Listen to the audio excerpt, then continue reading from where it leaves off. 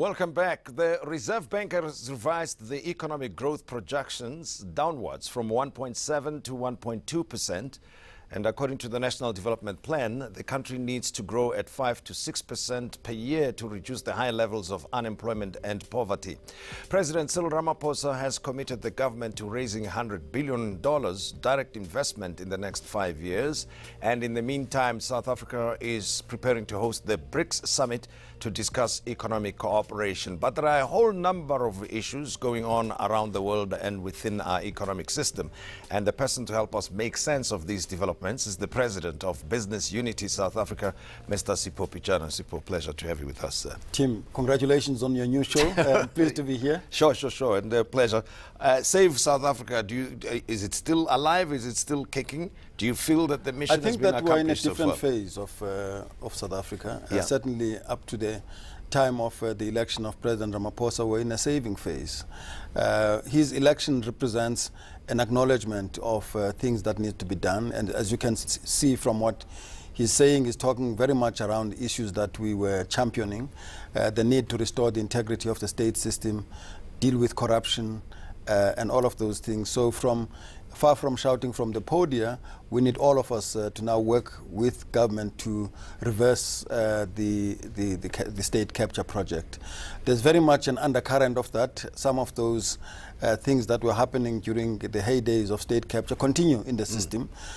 So it makes a big difference to have a government that appreciates that this is not an acceptable phenomenon. So business, civil society, and everybody must work together to reverse that. But now the public are generally under the impression that there's not much that's going to come out of what was revealed during the heydays, as you call them, of state capture and the highlighted cases around the Guptas because of the botched prosecutions that people saw. For instance, with the Estina Dairy, with the warrants going out for the arrest of the Guptas and not being arrested, dates not being set.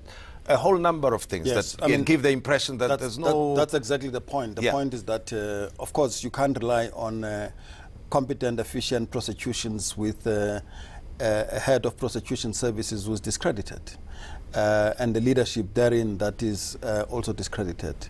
And the commitment and the first step that the president took to try and change that was met with a challenge in court. And of course, we're a country that believes in the rule of law, so we have to go through those processes. But clearly what that signals is a president that is committed to cleaning up the state systems and take out the rogue elements to make sure that we clean the system. So there will be setbacks because those that are entrenched who are committed to that project remain there, and you can see what's happening with the Moyane case. The president has taken a step that we think is an important step to remove a SARS commissioner who society believes is not appropriate there. So if you want business to pay their taxes, you must have a tax collector that is credible. So even if he suffers setbacks as he takes those steps, they are laudable steps. We must support them and we must work to make sure that those gains are advanced and not be out there critical because they're not always successful. Importantly, the investigations will expose a great deal of the state capture. The commissions of inquiry that have been established, some of the investigations by police and some of the credible people in intelligence services who have been suffocated by the regime of state capture will offer something to act on some of these things. But there will be setbacks. But, you know, I think you have spent time analyzing what was going on around what we now call state capture, right? Yes. Can you give me the workings of it, the nature of state capture, the way you understand it, and the scale thereof? Because certainly at a certain time you came across criticism yourself. I'm sure it's still leveled at you. And having been or still being a member of the ANC, you are being seen as being factional in any event, that had nothing to do with the common good of the country or the public interest of the citizens. So the nature and scale of this animal that we call state capture. Well, state capture is actually quite a sophisticated system of raiding the state and capturing key strategic organs of the state to drive and to determine access to resources and drive them away from where they are intended, away from the people, away from the developmental agenda, distort public policy, or objectives, etc., etc. And largely, locals tend to be small pawns, and with due respect, President Zuma was a small pawn in a much larger multinational game that was played by highly sophisticated criminals. And they easily run away from a situation where they are confronted, and they go and do this somewhere else, and the small players get caught locally, and that's what is happening. And what you're seeing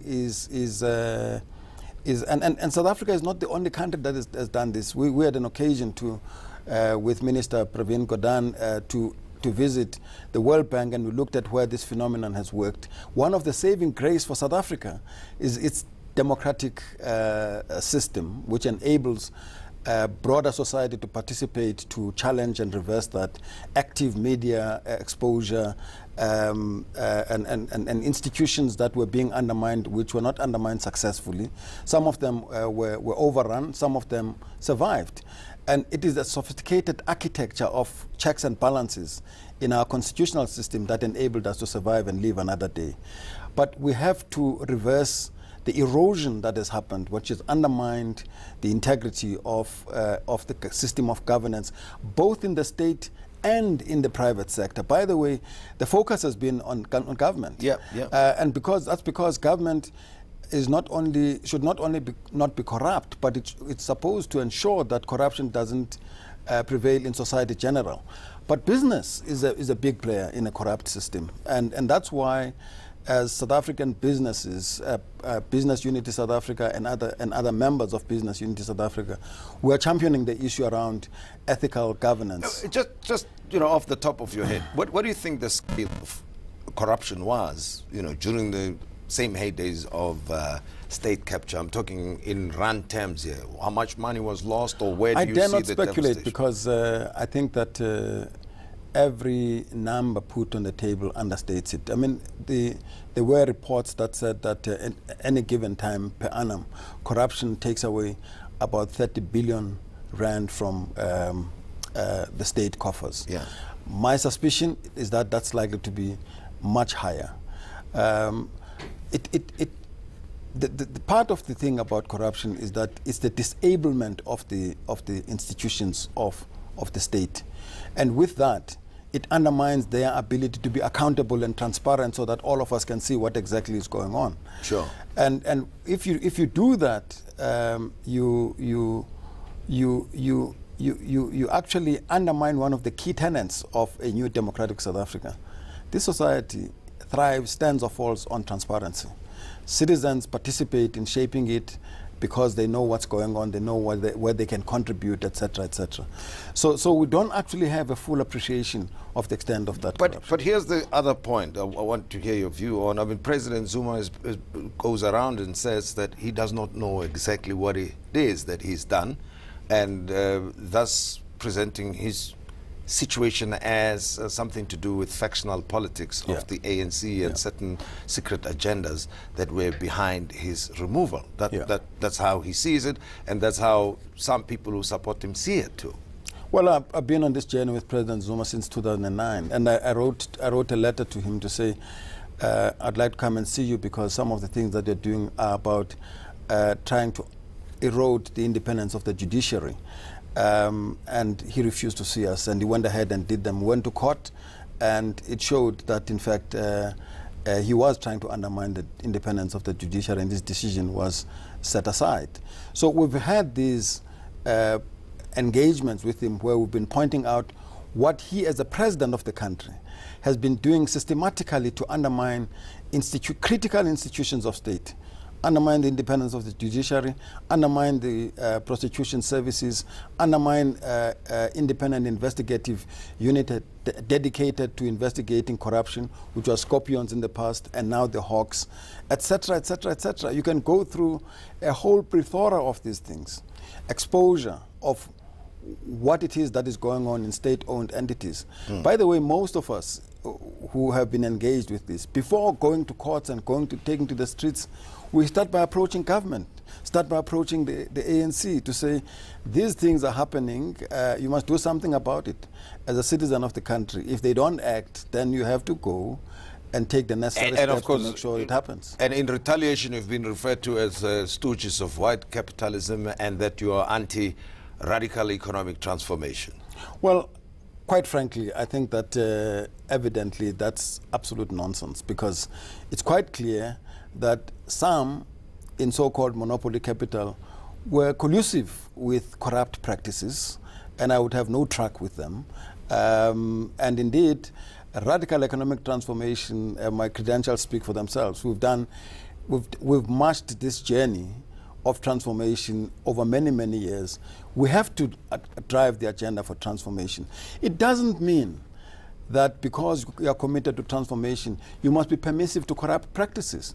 I can never, Tim, agree with the notion that because I am a black business person, government must give a contract to a contractor to build schools and all of that, and that 30% of that business must come to me. And the way it comes to me is that they must raise the cost of building schools and hospitals and all of that by 30% so that I can get a cut. That's stealing from the poor. That can't be black economic empowerment. In fact, it is black impoverishment. So we should have an open discussion about what we mean by radical economic transformation, and we should be frank with each other. It can't mean that we take from the state, we take from the poor in order to enrich a few of us who happen to be black business. So yes, we must create opportunities for black business to thrive.